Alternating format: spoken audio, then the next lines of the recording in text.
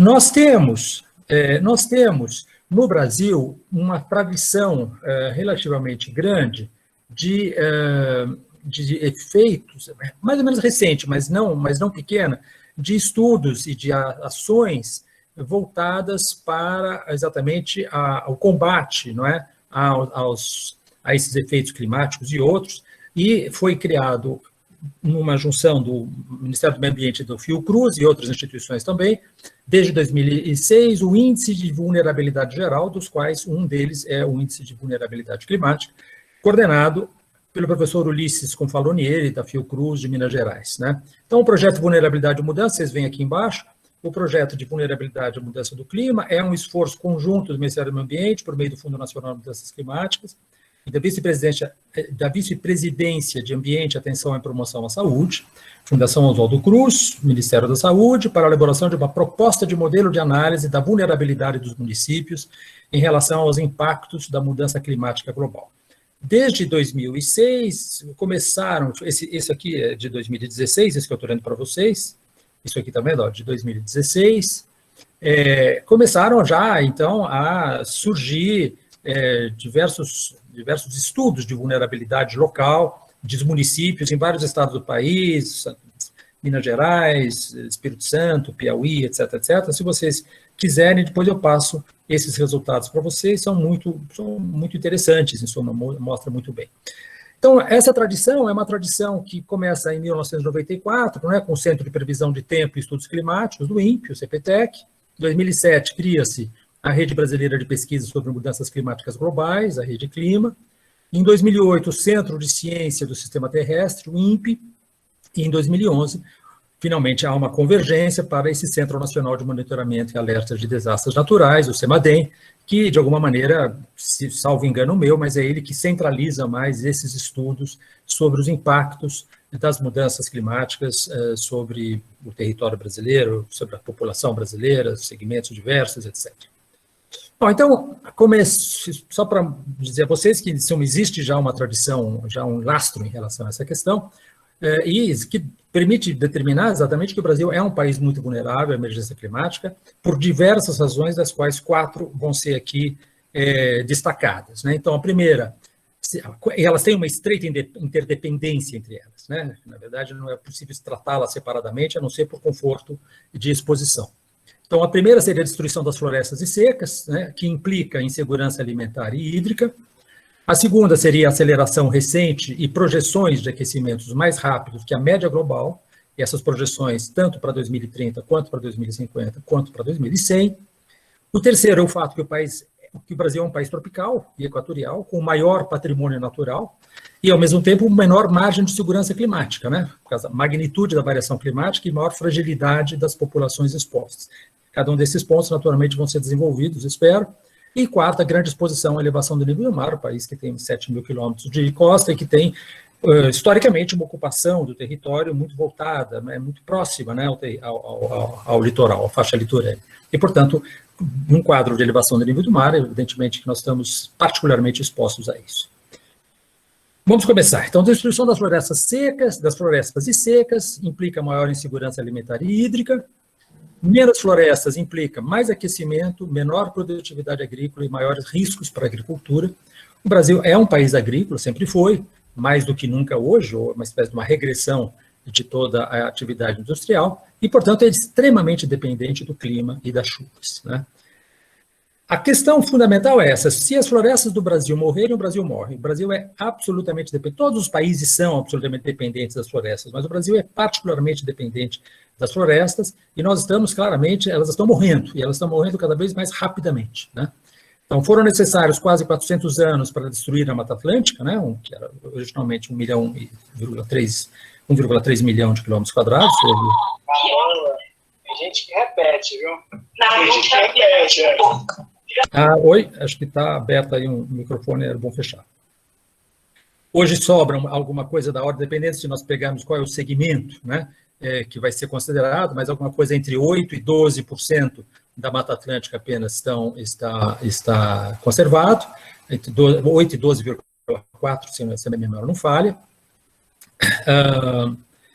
E isso ao longo de 400 anos, digamos assim, sobretudo a partir do século XIX, porque as coisas eram feitas na base do machado, e, portanto, é claro que a velocidade era muito menor, né?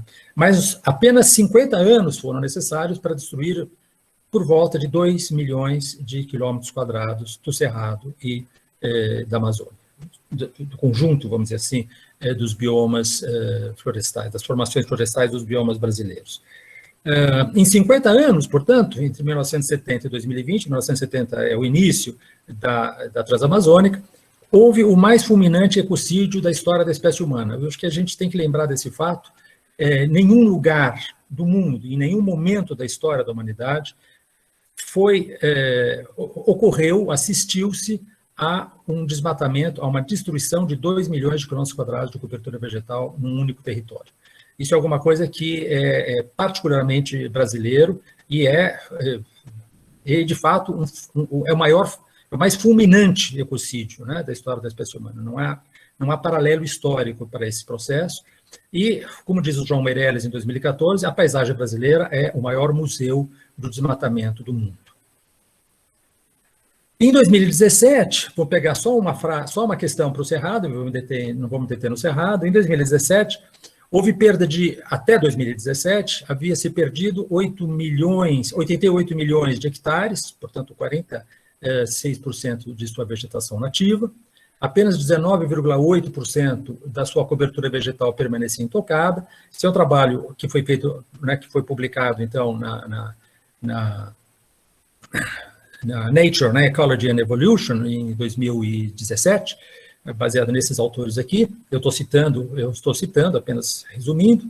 Apenas, portanto, 19%, vamos dizer, 20% da cobertura vegetal permanecia intocada, 40% desses 19,8% pode ser legalmente removido, e 31% a 34% desse remanescente deve provavelmente sê-lo até 2050. Então, portanto, nós estamos pensando que o Cerrado pode desaparecer em algum momento entre 2030 e 2050, nós podemos perder esse bioma, e uma perda é alguma coisa que é muito preponderantemente um fenômeno irreversível. Ele pode ser revertido em alguns aspectos, mas não na sua globalidade. Desde 1988, toda essa área amarela que vocês estão vendo nesse mapa foi desmatada por corte raso, né? E aqui, então, nós temos, né, a média histórica de 7 anos do segundo decênio, ou seja, entre agosto de 2011 e julho de 2017, a média histórica era de 6,1 mil quilômetros quadrados de desmatamento por corte raso. Quando nós chegamos em 2019, portanto, o primeiro resultado de agosto de 2018 a julho de 2019, nós temos mais de 10 mil quilômetros quadrados, portanto, um aumento brutal, um salto enorme no desmatamento nos primeiros 6 meses, digamos assim, do governo Bolsonaro. Então, segundo o INPE, né, mais de 99% dos desmatamentos registrados no Brasil em 2019 tiveram algum tipo de irregularidade associada a eles, ou porque o desmatamento foi feito sem autorização legal, ou porque avançou sobre alguma área proibida, como unidades de conservação, terras indígenas ou áreas de preservação permanente. O desmatamento ilegal está intimamente associado à especulação e grilagem de terras públicas na região. Em torno disso giram ainda a exploração predatória de madeira, o garimpo e outras atividades ilegais. O desmatamento é a causa de 54% dos incêndios na Amazônia. Em 2019, os incêndios em aproximadamente 4.500 quilômetros quadrados desmatados desde 2017, 2/3 dessa área queimada havia sido desmatada nos 5 meses precedentes a agosto de 2019. Em junho de 2020, completaram-se 14 meses seguidos de aumento da devastação da Amazônia em relação aos mesmos meses do ano anterior. E o desmatamento dispara novamente em 2020, segundo o DETER, né? Nós não temos ainda o resultado do PRODES, o resultado do PRODES vai ser, se é que vai ser publicado apenas em novembro, mas segundo os dados do DETER, então, segundo dados, né, que foram publicados em 7 de agosto de 2020, do programa DETER, um sistema de monitoramento com imagens de média resolução, para detectar alertas de desmatamento em tempo real. Não sendo ideal para cálculos de área, ele serve como um termômetro da evolução do desmatamento no tempo e no espaço. As taxas finais de desmatamento são calculadas pelo sistema PRODES, com imagens de alta resolução, capazes de mapear o desmatamento da Amazônia entre agosto e julho de cada ano. O DETER tem seus dados atualizados semanalmente na plataforma Terra Brasilis. Então, Segundo o DETER, né, que é basicamente o que temos até agora, esse salto foi claro, né, entre 2019 e 2020, vocês veem que pula de 6.844 para 9.205, né, mas vejam que, normalmente, o PRODES é maior do que o DETER, né? Então, há 3 hipóteses no momento, nós não temos o resultado ainda final entre agosto de 2019 e julho de 2020, como eu disse, o PRODES não foi ainda publicado, mas o PRODES, 3 hipóteses da taxa de aumento do desmatamento da Amazônia entre agosto de 2019 e julho de 2020, não aguardo os resultados do PRODES, há 3 hipóteses. A primeira hipótese, um aumento de 20% a 30%, né? O número de alertas de desmatamento da Amazônia em 2020 foi 34% maior do que em 2019, o dado oficial a ser divulgado nos próximos meses deverá indicar um desmatamento efetivo maior que 12 mil. Segundo um artigo que saiu no Jornal da USP, mantendo a mesma proporção entre DETER e PRODES do ano passado, é provável que o total passe de 13 mil quilômetros quadrados. Portanto, um aumento de 20% a 30%, já que o último dado do PRODES era 10 mil quilômetros quadrados, 10.100 quilômetros quadrados. A hipótese 2, um aumento de 50%, né, na Câmara dos Deputados. Os especialistas estimam, né, se isso é um site da Frente Parlamentar Ambientalista, os especialistas estimam o desmatamento de 15 mil quilômetros quadrados na Amazônia em 2020, encontro virtual da Frente Parlamentar Ambientalista. Eles foram quase unânimes em responsabilizar o governo federal pelo problema. A hipótese 3, um aumento de 100%. Né, o desmatamento da Amazônia dobra em 2020 e bate com folga o recorde de 2019. Né, isso é agosto de 2019. Abril de 2020, nesse segmento de tempo, os alertas de desmatamento quase duplicaram, né, ou seja, aumentaram 94%. Se essa proporção se confirmar nos demais meses, e portanto no conjunto do ano, nós podemos ter um aumento de 100% do desmatamento da Amazônia. Bom, portanto, a intensificação recente do desmatamento e o desmatamento acumulado aproximam a floresta do seu tipping point, ou ponto de virada, né, o ponto crítico na Amazônia. Né, a transição mais ou menos abrupta para um outro estado de equilíbrio desse bioma, ou seja, para ecossistemas não florestais. Esse é o artigo que saiu no The Economist a respeito. A Amazônia está se aproximando de um ponto de virada, de um ponto crítico irreversível. E aí nós temos 2 trabalhos muito importantes que foram publicados em 2018 e 2019, sempre como editoriais do Science Advances, seja pelo Thomas Lovejoy e pelo Carlos Nobre. Resumindo o primeiro editorial, o que eles têm é: sinergias negativas entre desmatamento, mudanças climáticas e uso extensivo de fogo indicam um ponto crítico para o sistema amazônico de transição para ecossistemas não florestais na parte leste, sul e central da Amazônia. Uma vez atingido 20% a 25% do desmatamento, nós já chegamos em 20% do desmatamento da Amazônia brasileira. Em 2019, em 20 de dezembro de 2019, finalzinho do ano passado, eles voltaram a publicar um outro editorial dizendo: nós somos cientistas. É um longo editorial, evidentemente não vai dar tempo de a gente analisá-lo aqui, mas é muito importante que leiam esse editorial. Nós somos cientistas que estivemos estudando a Amazônia e todos os seus maravilhosos ativos por muitas décadas. Hoje nós estamos exatamente num momento de destino, né? Um momento decisivo, um momento crucial. O tipping point, o ponto crítico, está aqui, é agora. Né? As pessoas e os líderes dos países amazônicos juntos têm o poder, a ciência e os instrumentos, as ferramentas para evitar um desastre ambiental global ou em escala continental. Né? Juntos nós necessitamos a vontade e a imaginação para mudar a direção, para estabelecer uma mudança na direção da mudança em favor de uma Amazônia sustentável. Né? Então, segundo um relatório, uma bela conferência que foi dada pelo Carlos Nobre em 17 de agosto de 2020, está aqui o link dessa conferência, a ideia é que de uma conversão, esse tipping point nos levaria a uma conversão abrupta de 60% a 70% da floresta a uma situação de savana muito degradada. Não devemos nunca pensar que a savana ela é um bioma menos rico do que a floresta amazônica. A savana, o cerrado, é muito rico do ponto de vista da biodiversidade. Acontece que nós estamos falando de uma savana muito degradada em todos os sentidos, do solo, do sentido da biodiversidade, etc, etc. Um outro elemento que é muito importante para a gente entender isso é um trabalho que foi publicado por esses autores, que vocês estão vendo aqui embaixo, em outubro de 2019, saiu no Scientific Reports, que trata exatamente desse aumento do déficit de pressão do vapor de água sobre o sudeste da Amazônia entre 79 e 2015. Né? E aí vocês têm essa mancha aqui que mostra claramente então, esse déficit da umidade do ar, né, da atmosfera em cima da Amazônia, né? Então declínio da umidade no ar sobre a floresta amazônica, particularmente sobre sua porção sul e sudeste em agosto, outubro de 87 a 2016. Né? Então, eu resumo o que diz, né, o que dizem os autores. Nos últimos 20 anos, a atmosfera acima da floresta amazônica vem secando, deixando os ecossistemas vulneráveis a incêndios e secas. Observamos que nas 2 últimas décadas houve um aumento significativo de aridez na atmosfera, assim como da demanda por água acima da floresta. Comparando essa tendência com dados a partir de modelos que estimam a variabilidade climática ao longo de milhares de anos, determinamos que a mudança na aridez atmosférica acima da floresta está bem além do que seria de se esperar, levando em conta apenas a variabilidade natural do clima. Trata-se de uma questão de oferta e demanda de umidade. Com a elevação da temperatura e o ressecamento do ar acima das árvores, estas precisam se resfriar e adicionar mais vapor de água à atmosfera, mas o solo não tem essa dose extra de água para ser bombeada pelas árvores. Nosso estudo mostra que a demanda está aumentando, a oferta está decrescendo, e se isso continuar, a floresta pode não ser mais capaz de sustentar a si própria.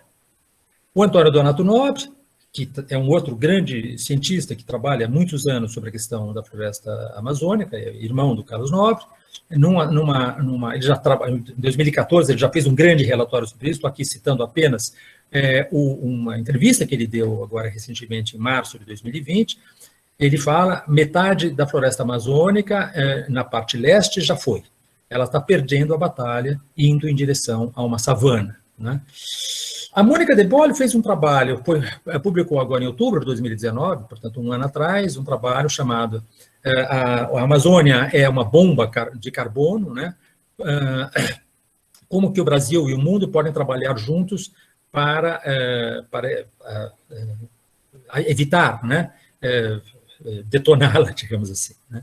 A taxa de desmatamento de 2019, nos próximos poucos anos, pode levar a Amazônia perigosamente perto do que se estima seja seu ponto crítico.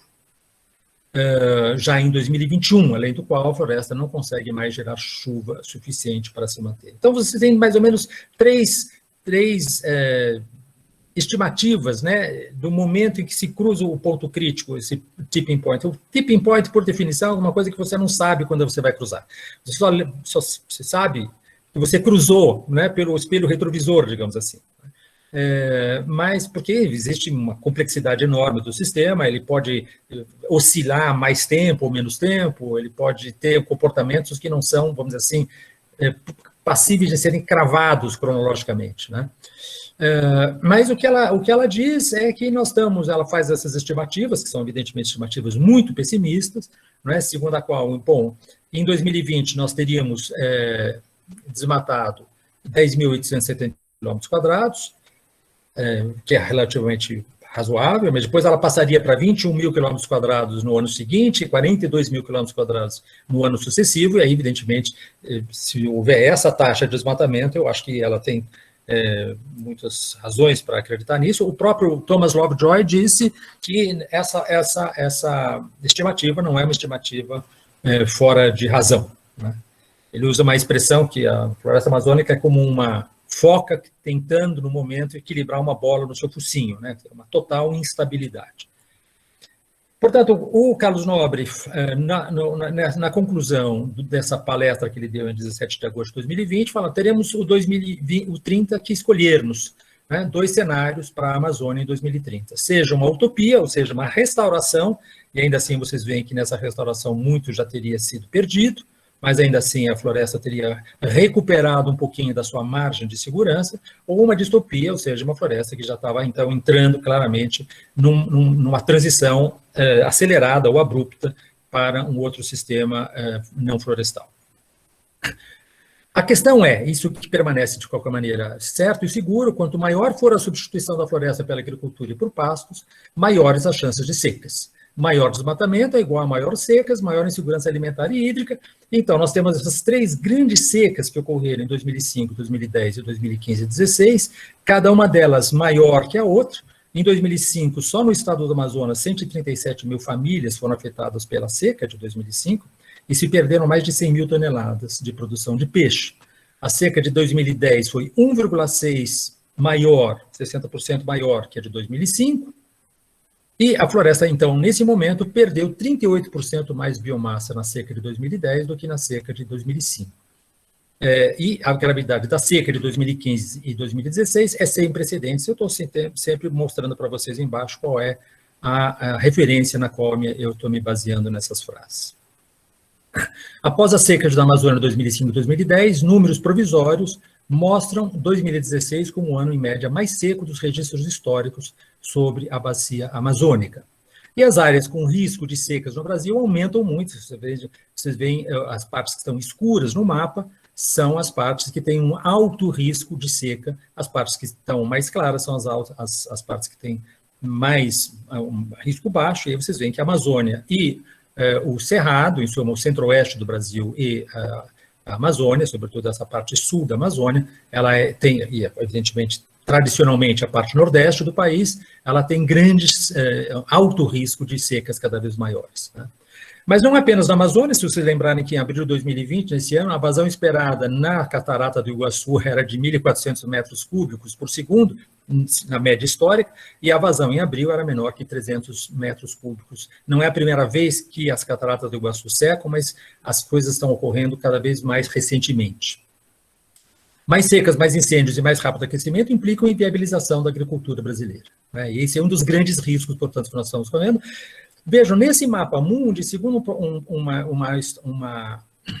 um estudo do WRI, né, do World Resources Institute, vocês veem que, para ele, um aumento da temperatura média global terrestre e marítima combinada em relação ao período pré-industrial de 3 graus Celsius implicaria uma diminuição de até 50% na produtividade agrícola, e aí vocês veem as partes que estão, vejam, quanto mais vermelho aqui, maior é a perda de produtividade agrícola, e o Brasil tem, a grande parte dele está nas partes mais vermelhas, ou seja, nós teríamos, portanto, uma diminuição de até 50% da produtividade agrícola no Brasil, e esses dados são muito fortemente consistentes com um dos capítulos do livro publicado recentemente, que se chama Climate Change Risk in Brazil, coordenado pelo Carlos Nobre, pelo Gilvan Sampaio, vários pesquisadores, tanto do INPE quanto do CEMADEM. Já vou mostrar a capa do livro para vocês. Esse terceiro capítulo fala exatamente avaliações de como o aumento das temperaturas pode impactar a agricultura no Brasil. Por exemplo, a produção de arroz. O que está em vermelho é o alto risco de secas, ou de perda, portanto, de colheitas, e o que está em verde é de baixo risco, né? Então, se vocês pegarem o arroz, a produção de arroz no Brasil, né, praticamente em 1990 havia só, tirando a Bahia, em geral, nós tínhamos uma situação de baixo risco. Em 2025, vejam, as áreas vermelhas aumentam já bastante, em 2055 também, em 2085 nós temos praticamente pouquíssimas áreas no Brasil com baixo risco de produção de arroz. O caso do feijão é bem pior, né? Vocês vejam que já em 1990 havia considerável área, uma área considerável no nordeste do Brasil de alto risco. Em 2025, está vendo aqui 2025, aqui 1990, 2025, vocês veem a expansão em 2055, em 2085, se vocês tirarem Santa Catarina e Rio Grande do Sul, não há mais lugar no Brasil para se plantar feijão. A questão do milho é a mesma coisa, não precisa, vocês estão entendendo aqui, 90, 2025, 55, 85, e vocês veem que o milho é claramente uma situação crítica na agricultura brasileira, a questão da soja também, né? Vejam aqui, a mesma coisa, e já temos resultados imediatos dessa questão. Um trabalho que foi publicado, foi divulgado pelo Reinaldo José Lopes na Folha de São Paulo. Eu esqueci de trazer a referência do trabalho, mas ele cita direitinho esse trabalho. O desmate diminui chuva na Amazônia e ameaça a segunda safra anual da região, né? Então, graças aos meses de chuva, dá para plantar soja, colher e ainda obter uma colheita de milho, mas já agora não está mais sendo possível, com frequência, fazer a famosa safrinha, né? Ou seja, uma segunda safra de milho na região, porque em 98 e 2012, a estação das chuvas encurtou 27 dias no sul da Amazônia. Bom, esse é o primeiro ponto, então, a razão pela qual nós temos uma maior vulnerabilidade do Brasil. Nós temos claramente, portanto, um país agrícola que tem uma alta exposição a risco no caso de um aumento das temperaturas. A segunda questão é a questão da aceleração do aquecimento, tanto a aceleração recente quanto as projeções de aquecimentos mais rápidos que a média global em 2030, 50 e 2100.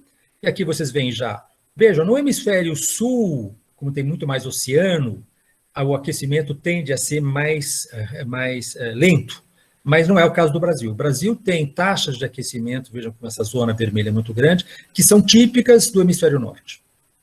Né? Então, nesse livro aqui, que exatamente que eu acabei de citar para vocês, o Climate Change Risks no Brasil, que foi publicado, editado, né, ou coordenado pelo Carlos Nobre, pelo Marengo, que é do CEMADEM, pelo Wagner Soares, foi publicado agora em 2019 pela Springer. Eles falam, nos últimos 15 anos o Brasil experimentou, isso aqui eu estou falando do prefácio, né, introdução. Nos últimos 15 anos o Brasil experimentou extremos climáticos, alguns dos quais caracterizados como eventos do século. Secas de 2005, 2010, 2015 e 2016, inundações de 2009, 2013, 2014 e 2017 na Amazônia, seca na região do semiárido do Nordeste do Brasil desde 2012, a seca de 2014, 2015 no Sudeste, que levou à pior crise hídrica de São Paulo. Ondas de calor em São Paulo desde 1960. Ondas de calor também afetaram o país todo, e no inverno de 2015 as temperaturas alcançaram entre 3 e 4 graus Celsius acima do normal.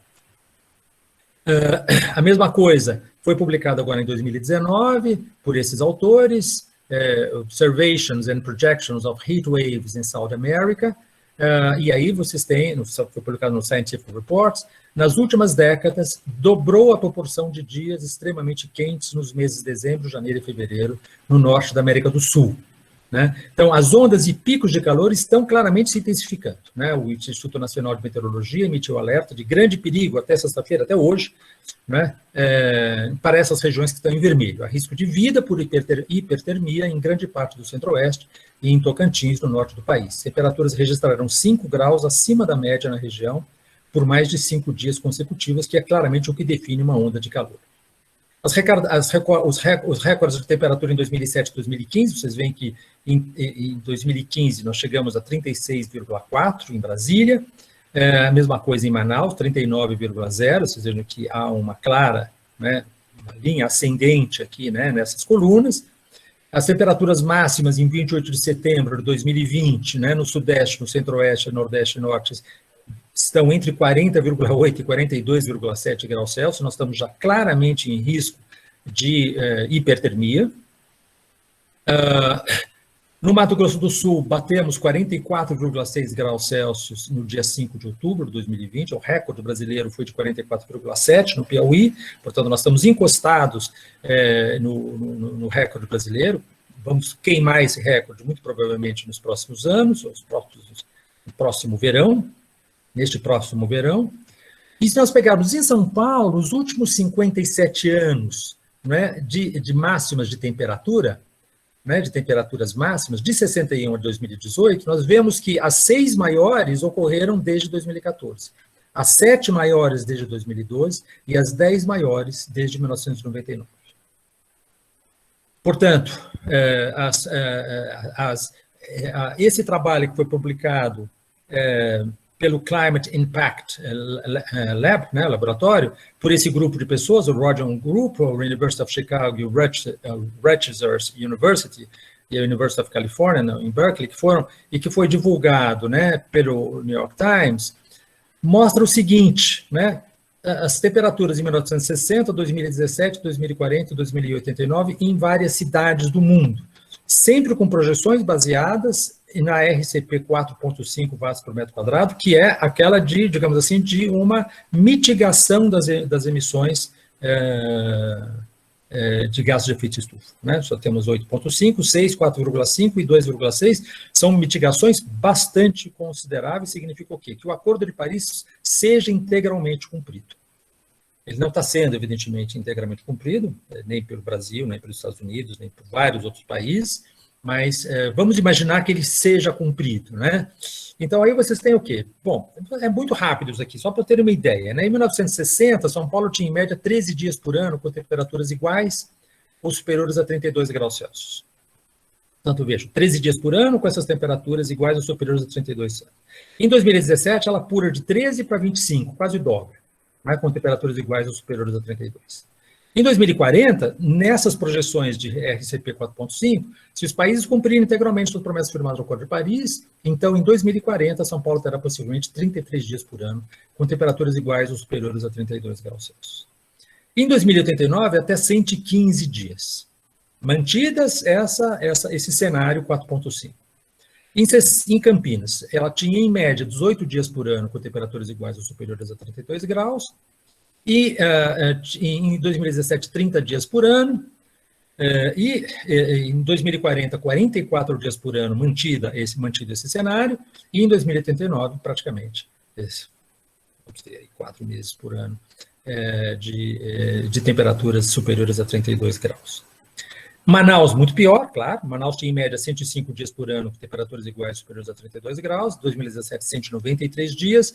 Em 2040, 247 dias. Em 2089, praticamente o ano todo.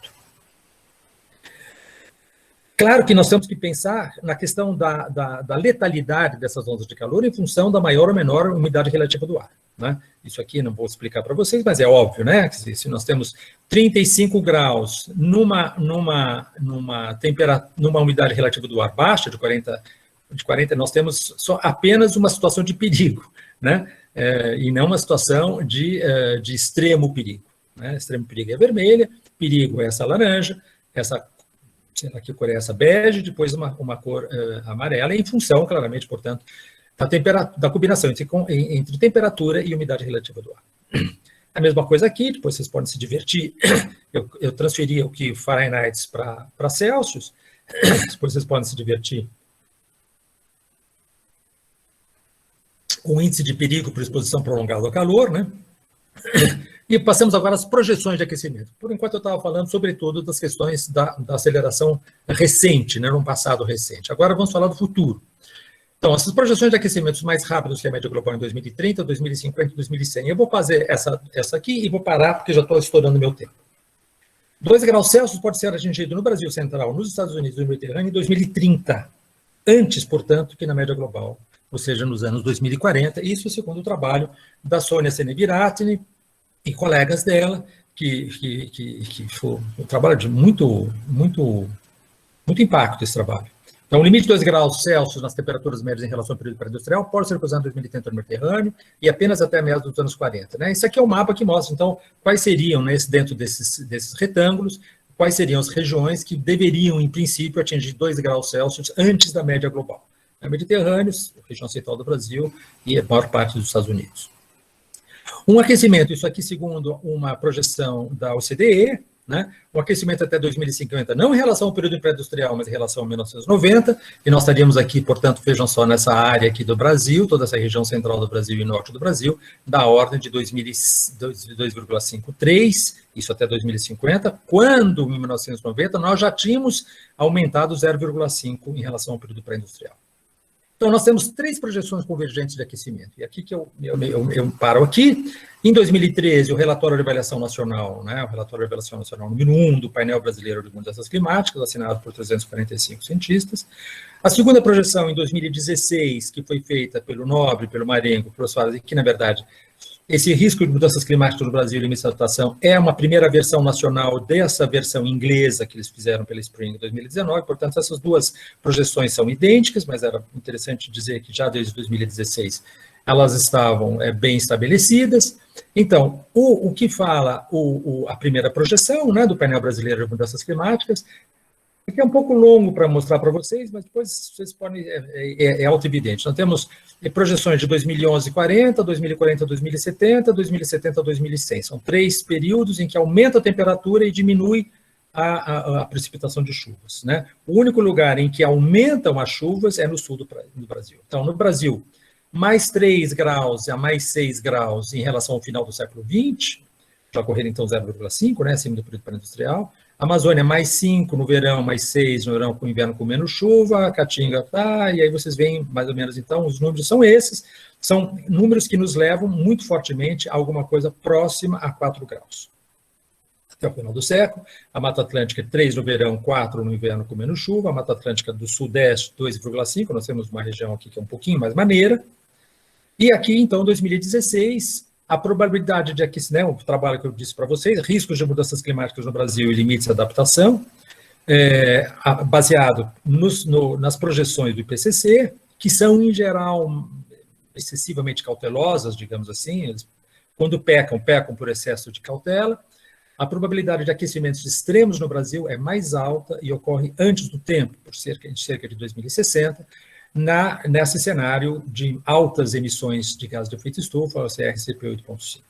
A chance de atingir um aquecimento maior que 4 graus Celsius é elevada nesse século. Isso é o que eles falam em 2016. Em 2019, em um cenário de altas emissões de gases de efeito estufa, RCP 8.5, o país tem alta probabilidade, maior que 70%, de sofrer aquecimentos maiores que 4 graus Celsius antes do fim do século. E aqui, então, esse é o trabalho específico, é o capítulo específico desse livro, que fala sobre isso, e ele mostra exatamente, então, isso. Né? Vocês veem que, acho que isso é importante a gente se deter um pouquinho nesse gráfico. Né? Esse gráfico mostra, então, o aumento das temperaturas, média global, superficial, terrestre, marítima combinada, no Brasil, em relação ao período pré-industrial. E aqui vocês têm, então, os RCPs, ou seja, cada um desses cenários aqui mostra um cenário de emissão de gases de efeito estufa, sendo que o vermelho é o cenário mais provável atual. E aqui vocês têm os Extended Climate Pathways, né? E aí vocês têm até 2300, mas vamos nos deter aqui, né? A Concentrations Pathway, desculpe. Então, aqui vocês têm o quê? Vocês têm 2 graus, 3 graus, 4 graus. 2 graus nós atingimos em 2030 no Brasil, qualquer que seja o volume de gases de efeito estufa que sejam emitidos. Ou seja, nos 4 cenários, até 2030, a diferença é praticamente nula em relação a isso. Você começa a notar um pequeno descolamento da vermelha, mas basicamente está tudo aqui embolado no meio campo. Nós temos 2030, qualquer que seja o nosso cenário. As coisas mudam claramente para 3 graus. 3 graus nós cruzamos já rapidamente por volta de 2050, veja 2050 aqui, e em 2060 nós chegamos em 4 graus. E em 2100 nós chegamos em 6 graus. Né? Então nós temos vejam, se nós tivermos um RCP de 6 watts por metro quadrado até o final do século, nós temos o quê? Nós cruzamos, ou muito próximo de cruzarmos 4 graus até o final do século. Isso a gente tomar juízo. Né? Se nós diminuirmos ainda mais, formos primeiro da classe, e diminuirmos essas emissões de gás de efeito estufa de forma bastante considerável, ainda assim nós não escaparemos, digamos assim, de um aumento de 4 graus, só que nós ganhamos muito tempo. Nós ganhamos 2 séculos até chegar lá. E aí não há possibilidade de adaptação imensa. O problema é escapar desse vermelho aqui. Né? E para escapar desse vermelho, nós teríamos que ter claramente uma política totalmente diferente em relação ao que estamos tendo, em relação à questão das emissões e desmatamento. Avaliação dos impactos de 4 graus Celsius, de mais 4 graus Celsius ou mais na Amazônia, e eles mostram exatamente o que acontece aqui, mais claro. Aqui é hoje, aqui um relatório, um cenário de 2,6, praticamente o Brasil inteiro vira cerrado. Em 4,5 nós temos já algumas pontas de semiárido, e no cenário 8,5 em 2100 o Brasil inteiro é semiárido. Né? E o Brasil inteiro é semiárido. Então, nós vamos chegar lá em 1,5 aqui, entre 2025 e 2030, nós vamos cruzar, globalmente falando, né, o 4 graus no quarto do século XXI, mantido, naturalmente, o cenário de maiores emissões. Né.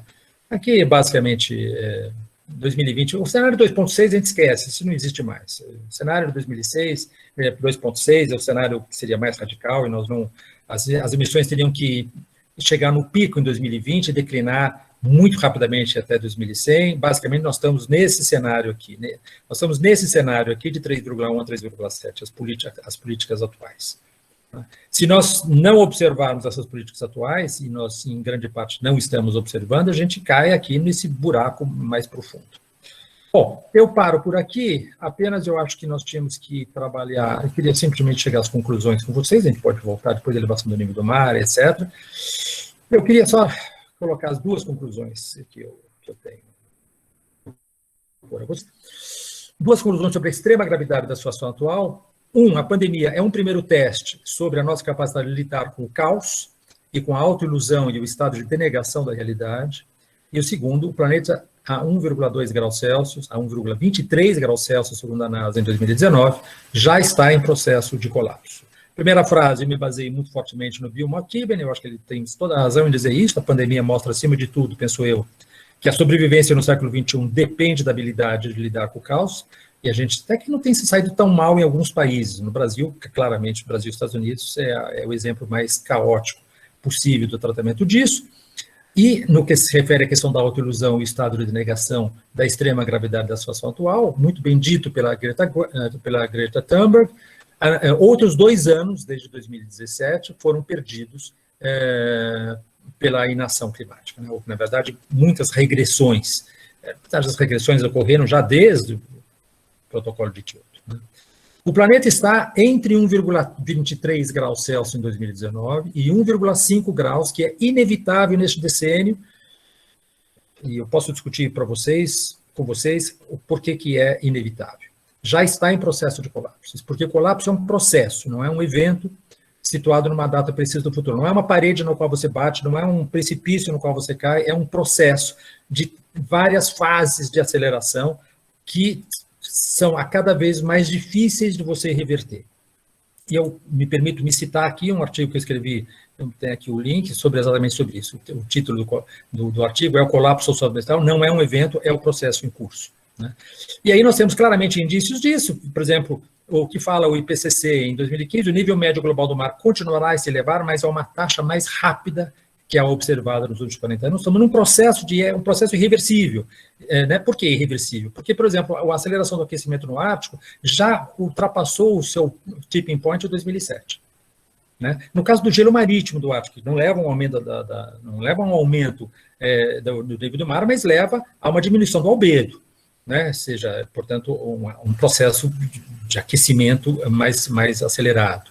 Porque o gelo reflete, né, a radiação solar e, ao contrário, o oceano escuro, ele absorve a radiação solar. Segundo, eu acho muito importante que leiam esse trabalho que foi publicado pelo Institute for Public Policy Research, a idade do colapso ambiental, digamos assim, e também esse trabalho se manifesta que foi feito por 700 cientistas franceses, que se inicia com essa ideia de que já entramos plenamente no futuro climático, ou seja, nós estamos locked in, nós estamos já, de alguma maneira, embutidos na nossa situação, um aquecimento sucessivo, qualquer que seja a atividade que nós temos. Claro, se nós formos mais ativos, aumentará menos. Se nós formos menos ativos, aumentará mais, mas aumentará de qualquer maneira. Existe uma inércia térmica que já nos condena a isso. Se 2020 não for o primeiro ano de uma primeira década de drástica redução do desmatamento e das emissões de gás de efeito estufa, aquecimentos superiores a 2 graus não serão mais evitáveis. E no Brasil, como visto, níveis letais de aquecimento ocorrerão antes da média global. Para que a gente possa fazer isso, nós temos que, em 2030, emitirmos 18 gigatoneladas de CO2 apenas, quando em 2019 nós emitimos 42, vejam, nós temos que ir mais da metade. E, em 2050, nós temos que zerar as emissões líquidas, as emissões excedentes daquelas que o sistema Terra é capaz de absorver. Se isso não ocorrer, aquilo que se chama uma hothouse Earth não parecerá mais, então, uma eventualidade evitável, ou seja, se nós não voltarmos para a situação do Holoceno, a situação em que nós temos um sistema climático estabilizado, nós cairemos numa coisa chamada hothouse Earth, e vale a pena lerem esse artigo, Trajetórias do Sistema Terra no Antropoceno, que foi publicado no Proceedings of National Academy of Science em 2018. Ufa, acabei.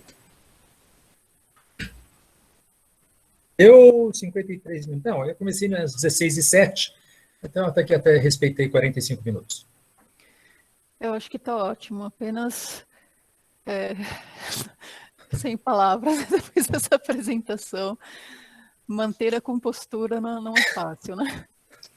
Mas é uma situação de extrema gravidade. Acho que a característica disso é que nós estamos numa situação de extrema gravidade e não estamos, digamos assim, inteiramente cônscios do que significa a extrema gravidade de uma situação.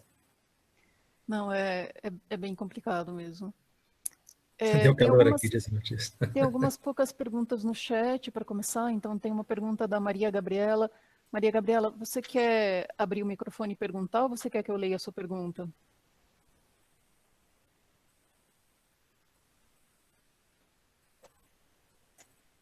Bom, eu vou ler a pergunta dela.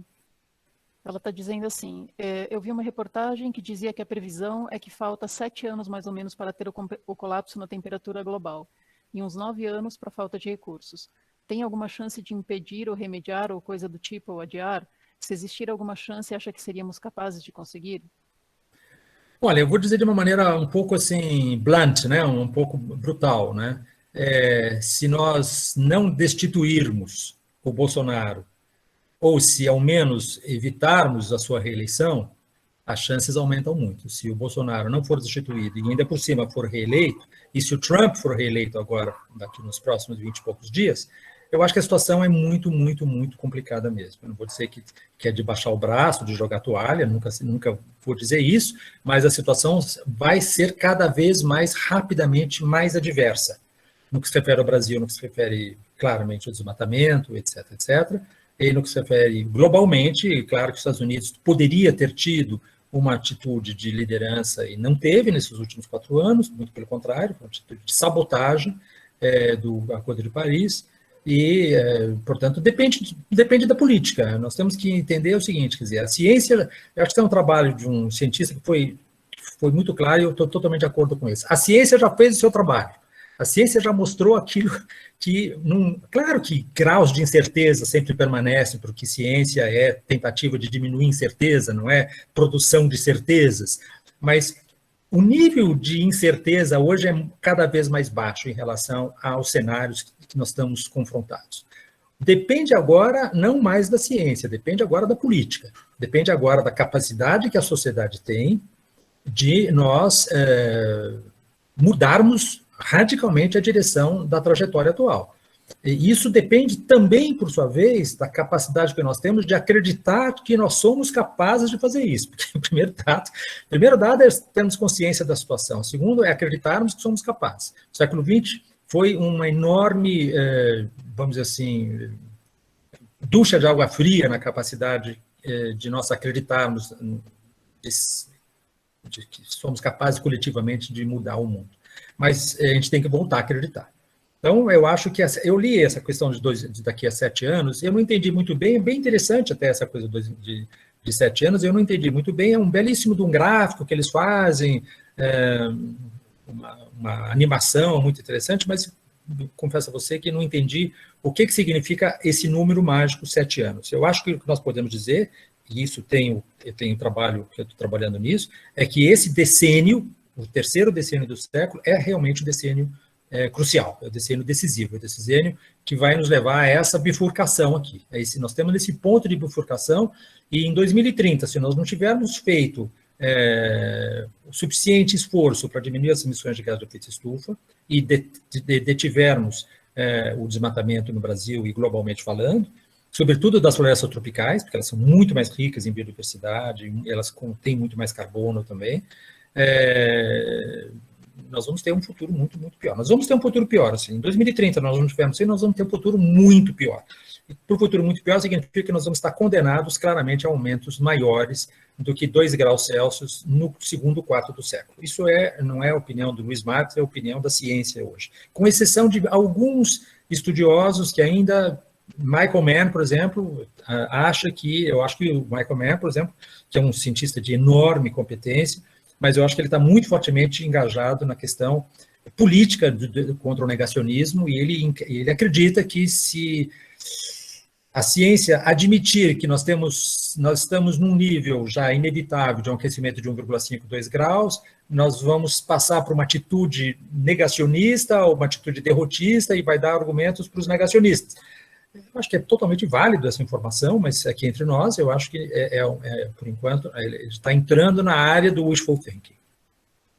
Vamos ver o que dirá o relatório do IPCC agora, no ano que vem, né? 2021, sai o 6º relatório, e a gente vai ver qual é a posição oficial da ciência em relação a isso. Luiz, eu vou ler as próximas perguntas, que já tem umas 3 ou 4 perguntas aqui. Tem uma do Ok, vou ser mais breve na resposta. Tá bom, tem uma do Leonardo Silva aqui dizendo, professor, o que teríamos de boas iniciativas que já estão em curso no Brasil e no mundo para a redução das emissões dos gases de efeito estufa? E qual o impacto do consumo de carne nas modelagens dos cenários futuros? Bom, são duas perguntas bem diferentes. Eu começo pela segunda. Até onde eu sei, eu posso estar enganado, alguém me corrigirá se eu estiver enganado, mas nas modelagens do IPCC, a questão da emissão de metano pelos ruminantes não está devidamente modelizada. Posso estar enganado, mas procurei, não achei, e eu acho que nós tem dois elementos muito fortes.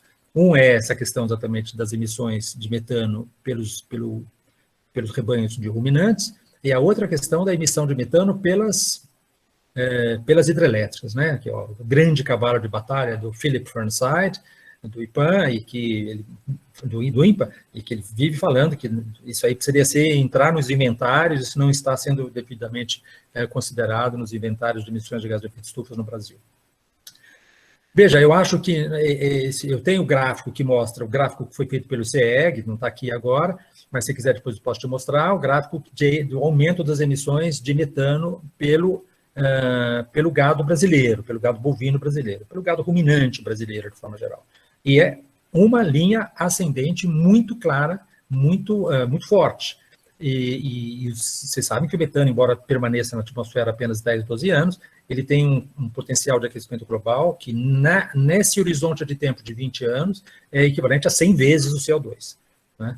Sem levar em conta depois que ele é oxidado e vira CO2. Né? Em parte, ele vira CO2. Então, é claro que o consumo de gado no Brasil é um elemento que, embora talvez não esteja devidamente ainda quantificado, é um elemento muito importante e crescente no inventário das emissões do Brasil e, portanto, a responsabilidade no aquecimento global cada vez maior. Nós temos hoje, não dá para esquecer, nós temos hoje alguma coisa da ordem de mais de uma cabeça de gado por habitante no Brasil, coisa como 216 milhões ou 220 milhões de cabeças de gado, e isso, evidentemente, não tem a mais remota possibilidade de nós termos um planeta sustentável nesse nível de consumo de carne que nós temos hoje, não só no Brasil, mas no mundo todo. Posso fazer uma pergunta? Licença. Sobre a pergunta de boas iniciativas, não sei se o Luiz já viu, e os colegas, mas tem um documentário que eu achei excelente na Netflix, chamado Kiss the Ground.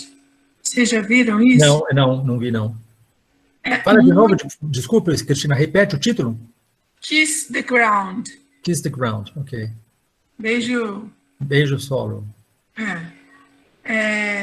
E que fala exatamente sobre o potencial de diminuir os gases de efeito estufa, principalmente o dióxido de carbono, né, através de restauração, recomposição de solo, né, e o potencial que isso tem para minimizar as mudanças climáticas, inclusive fazendo pecuária, né, tá falando aí a questão da carne, inclusive com produção de gado, a importância do gado para o manejo de pastagem, claro que com uma densidade de cabeça de gado por área de pastagem mínima, assim, tem lá os dados mostrando, com exemplos dos Estados Unidos e da Austrália, só com produção de orgânicos, produção sem, como é que fala? Como é que a gente fala isso? No-till plantation, sem arar a terra, né? Fazendo plantio, sem arar a terra, sem arar. Fazendo plantio direto, etc. e tal.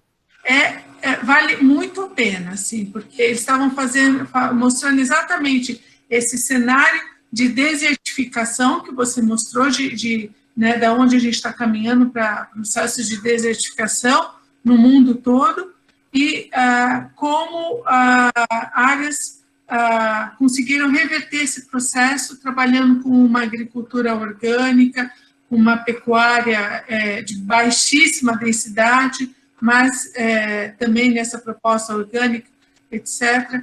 E como isso tem como trazer esse carbono de volta para os solos, né, estocar carbono no solo através da atuação dos micro-organismos que ali vivem, etc., é a melhor forma, mais eficiente, né, de reverter ou de colocar os freios, né, nesse processo que a gente está indo de aquecimento global. Vale muito a pena.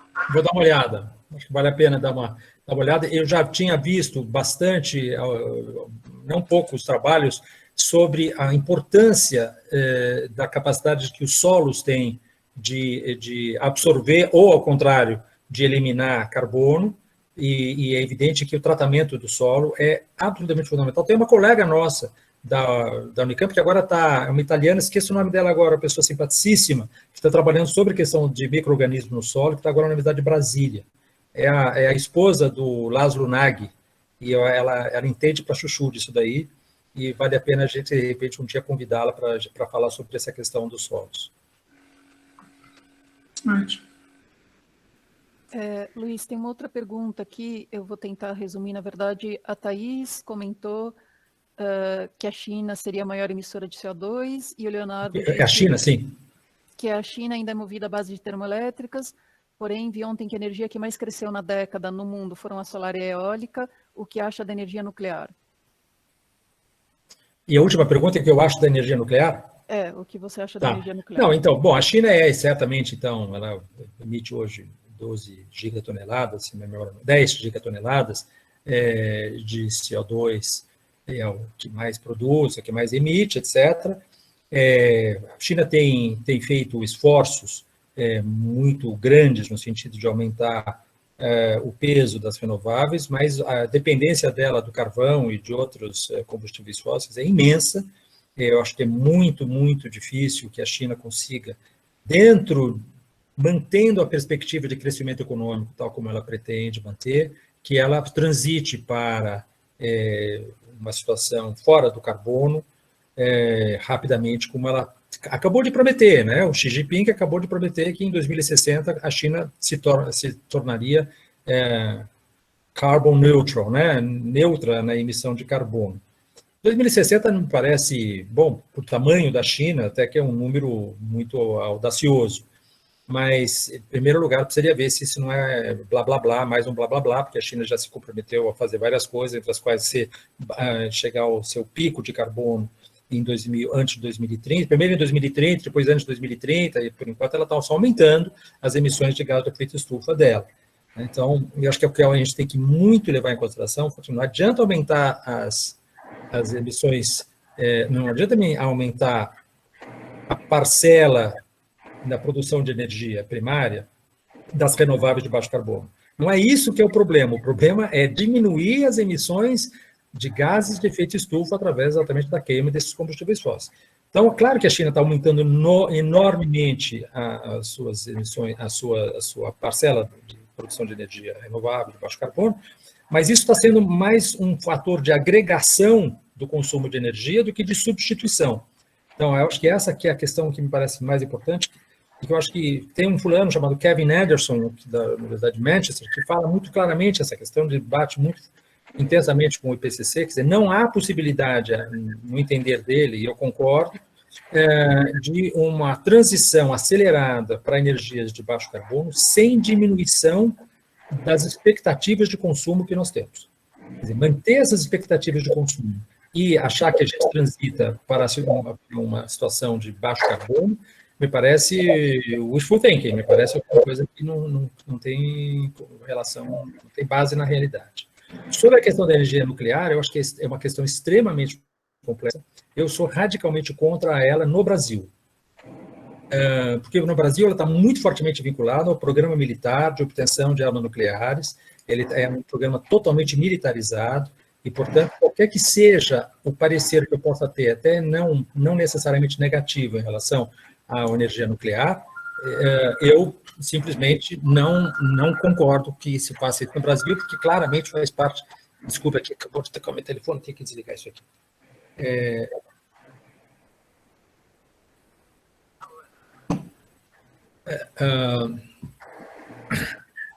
No Brasil, é claramente parte de uma aspiração militar, a bomba atômica, e evidentemente que a gente, qualquer pessoa de mínimo juízo não pode estar de acordo com isso. No que se refere a outros países, é uma questão extremamente complexa, eu acho que eu não tenho condições de dar um parecer muito peremptório em relação a isso. Luiz, continuando aqui as perguntas. Tem uma do Valdir que diz o seguinte: professor, acredito que um dos nossos desafios é em termos de comunicação. Precisamos comunicar à sociedade sobre essa grave situação. Neste sentido, como você vê a importância das ciências humanas neste contexto? Absolutamente de acordo, 100%, 200% de acordo. Quer dizer, existe um descompasso muito grande entre aquilo que a ciência da natureza, as ciências da natureza, de forma geral, conseguiram formular e de alguma maneira já bastante consolidado, e aquilo que as ciências humanas têm feito no sentido de absorver essa questão e traduzi-la em termos de uma mensagem para a sociedade. Nós estamos numa bolha ainda, e nós temos que sair dessa bolha. E a saída da bolha significa, evidentemente, todos os setores progressistas da sociedade têm que entender a necessidade premente de formular estratégias de comunicação com a sociedade, sem as quais nós vamos continuar fazendo os nossos jargões sociológicos, etc., e falar para os nossos umbigos, discutirmos e nos debatermos e nos digladiarmos entre weberianos, marxistas, etc., e esquecendo, na verdade, que acho que a grande questão, a meu ver, é o seguinte, quer dizer, o século XIX e o século XX tiveram uma agenda política que era muito clara, e essa agenda política era qual era a melhor sociedade. Tinha gente que era de direita, vamos dizer, direita civilizada, digamos assim, não estou falando de fascistas, e tinha gente que era de esquerda, também civilizada, e que estava discutindo, bom, qual é a melhor situação, tem gente que é keynesiana, tem gente que é socialista, tem gente que é X, tem gente que é Y. A questão era qual é o melhor projeto de sociedade. No século XXI, o nosso problema não é mais qual é o melhor projeto de sociedade, o nosso problema é como nós sobrevivemos à temperatura acima de 2 graus Celsius em relação ao período pré-industrial. Isso é um desafio desafio de risco existencial, não apenas como sociedade, mas no limite como espécie. Então, a gente tem que reformular completamente o nível de comunicação, o tipo de comunicação, a mensagem, a maneira como nós organizamos a mensagem para a sociedade. E essa relação, ela está muito, muito ainda, a meu ver, muito raquítica. Os negacionistas, claro, eles são financiados, etc., mas estão dando um baile de 10-0 na gente. Luiz, tem 3 perguntas de alunos e o Jolie que quer fazer um comentário. Você quer comentar primeiro, Jolie, e depois eu passo as outras perguntas para o Luiz? Então, eu só queria fazer um comentário em relação à China. E assim como ela tem um grande programa de instalação de fontes de energia limpa, ela também tem o maior programa de restauração florestal do mundo. E isso compensado parte das emissões da China. Eu concordo com isso que não vai se tornar carbono zero nesse prazo que foi dito pelo seu líder, mas esse programa de restauração é realmente uma coisa impressionante e está dando muito certo. Então, Jolie, eu queria até informações sobre isso, porque eu tenho lido, e não muito recentemente, mas eu tenho lido informações um pouco contraditórias em relação a isso. De que houve progressos em certas regiões, mas houve fracassos em outras regiões, e eu não tenho ainda um trabalho, não tive acesso a um trabalho que desse um balanço sobre os eventuais avanços, maiores ou menores, ou mesmo, na pior das hipóteses, o não avanço, em relação a essa questão. A primeira grande necessidade deles era barrar o avanço do deserto de Gobi em relação à região nordeste do país, e parece que em alguns aspectos eles conseguiram diminuir as tempestades de areia, etc., por causa desse grande programa de reflorestamento. Agora, parece que em outras regiões isso não ocorreu, e existe uma coisa que eu gostaria que você me esclarecesse, se você sabe, qual é a relação entre a taxa extremamente acelerada de reflorestamento e a disponibilidade hídrica da China para manter essa taxa elevada. Não sei se você sabe isso. Não sei, da mesma maneira como a gente não sabe aqui no Brasil. Nós não sabemos quanto a restauração de uma área florestal impacta inicialmente num maior consumo hídrico do que uma cobertura de pastagem ou uma cobertura de capoeira, mas a médio e longo prazo isso se compensa plenamente. Por isso que os processos de restauração de vegetação no entorno de nascentes têm dado tão certo, porque o input é um consumo um pouco maior, mas depois você compensa. Mas a gente não tem um cálculo para isso aqui no Brasil. Isso está sendo feito ainda pelo pessoal do Sena de Piracicaba, usa a parte de isotopia para medir como é que a água se desloca, onde é que ela está, no momento ela está. Para a China, nunca vi nenhum dado que tenha esse tipo de análise. Ok. Tá, passando às próximas perguntas, mas antes eu queria fazer um brevíssimo comentário em relação à questão da comunicação. Me parece que é importante que a gente comunique, né, o que está acontecendo para a maior parte da população possível. Essa disciplina surgiu, na verdade, com essa ideia de tentar propagar essas ideias, divulgar, né, esses fatos, mas a questão seria tentar alcançar os tomadores de decisão, né, que são os políticos e os CEOs de grandes corporações. Será que a gente não consegue montar um grupo que vá conversar com, sei lá, o pessoal que está desmatando a Amazônia, o pessoal das mineradoras, o pessoal da agroindústria em particular, os produtores de carne? Será que a gente não consegue montar algum grupo que vá conversar direto? Porque essas pessoas não devem estar sabendo o que está acontecendo, não é possível. Se elas vissem uma aula como a de hoje, essa informação, não sei, eu acho que... Eu gostaria se eu puder falar um pouquinho também, Gabriel. Fala, Matias. Eu queria fazer um comentário também, se puder, tá, Gabi? Tá, fala, Matias e Emília, depois a gente retoma as perguntas. Então, Gabriela, eu gostaria de ser um pouco tão otimista quanto você de que isso é só um problema de falta de informação. Se fosse, eu acho que a gente tinha soluções mais simples para lidar com o problema. Infelizmente, eu acho que uma postura negacionista é muito mais confortável, né? Você tem, inclusive, uma das propagandas negacionistas, que tinha até um outdoor que fizeram nos Estados Unidos, era assim: a culpa não é sua, é do sol, né? Então, é reconfortante pensar, olha, tá fora da minha... A culpa não é minha, não é o meu consumo, não é o meu modo de vida que influencia isso tudo. E por isso que os negacionistas têm tanto espaço na mídia. Tem um vídeo circulando por WhatsApp, agora mais um daquele ser, que eu prefiro não ficar nervoso aqui, né, que é o Ricardo Felício, que é um pseudo-professor da USP,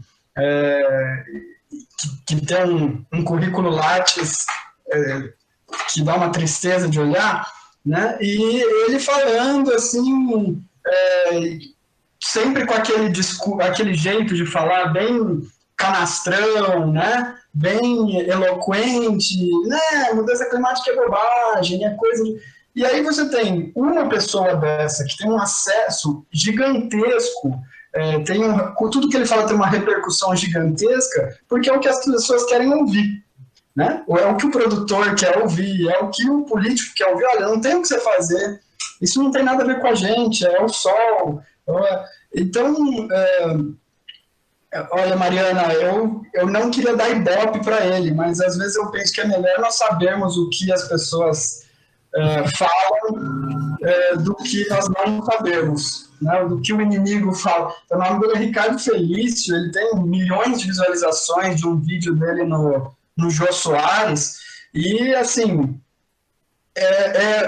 são 10 erros por frase. Assim, é um negócio absurdo. Mas é isso que se propaga muito mais eficientemente do que a informação mais correta, mais acurada. Então, esse fenômeno sociológico é que a gente precisa estudar, né? De por que as pessoas é tão reconfortante ouvir uma bobagem e sair propagando ela. Então, assim, Gabriela, eu acho que a informação chega nas pessoas. A gente tem que ver como deixar ela falar, olha, a responsabilidade é sua. A gente tem que ser responsável pelo que está acontecendo. Os governos têm que fazer alguma coisa. Não é uma questão de transferir responsabilidade para um ou para outro. Matias. Pode falar. Me permite discordar de você em um ponto. Emília, eu sei que você estava escrito antes, mas exatamente nesse ponto que a informação chega. Eu já estive em vários grupos de WhatsApp de produtores rurais. Tá? A informação não chega. A informação que chega são essas fake news. A questão não é só a informação, é a questão das bolhas. Existem bolhas dos acadêmicos, dos conservacionistas, dos ambientalistas, que circulam as mesmas informações dentro dessa bolha. Tem as bolhas dos produtores que circulam outras informações que não chegam a nós e vice-versa. Então, tem sim uma questão de comunicação, no meu entender. Não é só isso, mas existe sim, porque estamos todos vivendo dentro das nossas bolhas. Desculpa, Emília. Imagina. Posso? Eu falaria apenas o seguinte, olha, a Maria pediu aqui para comentar essa questão do Greenpeace. Não é só o Greenpeace, né? O Greenpeace é um caso típico, porque acho que o que a Cristiana está falando, acho que tem sentido também, no sentido que, bom, você tem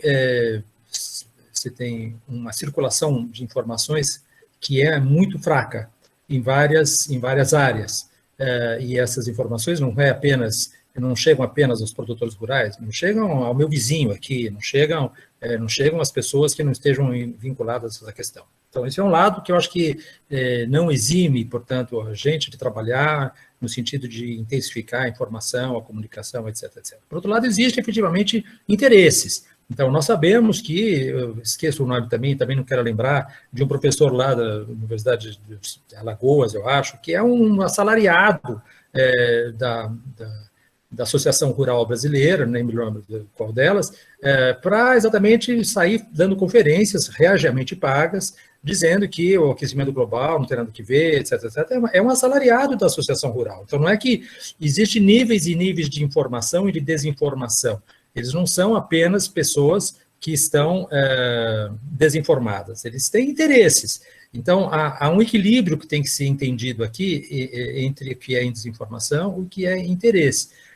Veja, o Greenpeace trabalhou durante muitos anos, não com os produtores rurais, mas com os frigoríficos, procurando mostrar aos grandes frigoríficos, a necessidade de um rastreamento da carne, para que a carne que fosse comprada não fosse diretamente vinculada à questão do desmatamento, etc, etc. E eles acabaram saindo da mesa, porque depois de muitas tentativas de darem passos à frente, eles acabaram desistindo. A mesma coisa aconteceu com o WWF. O caso do WWF também tentaram várias vezes, inclusive a coordenação do WWF, inclusive, é composta de grandes empresários, contrariamente ao Greenpeace. O WWF é uma ONG muito mais, vamos dizer assim, interativa com o mundo empresarial. O presidente era, inclusive, o ex-diretor do Santander. Quer dizer, então, nós temos claramente aí um grupo de pessoas que estão com muito franca circulação no mundo empresarial, também tentaram fazer várias campanhas de informação, e essas informações simplesmente não chegam. nos centros nevrálgicos de decisão. Então, isso eu acho que é uma coisa que tem que ser levada em consideração. Existe claramente o fato seguinte, quer dizer, para que haja uma mudança de rumo, vai ser necessário contrariar interesses importantes.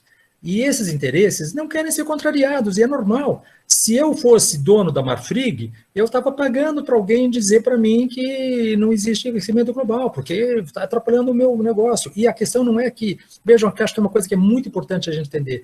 É muito rapidamente, muito facilmente, se leva a questão para o domínio da ética. Não, o empresário é um homem maligno que está esfregando as mãos de madrugada para tentar, como é que eu vou fazer amanhã de mal para a humanidade? Não, não é esse o fato. Eles estão dentro de uma lógica, de uma dinâmica, que é uma dinâmica expansiva, e eles estão procurando melhorar, eles estão procurando fazer melhor, eles estão procurando diminuir muitos deles, pelo menos, procurando diminuir o seu impacto, etc, etc. Mas existe o fato seguinte, quer dizer, quando nós temos um sistema alimentar global, no qual você tem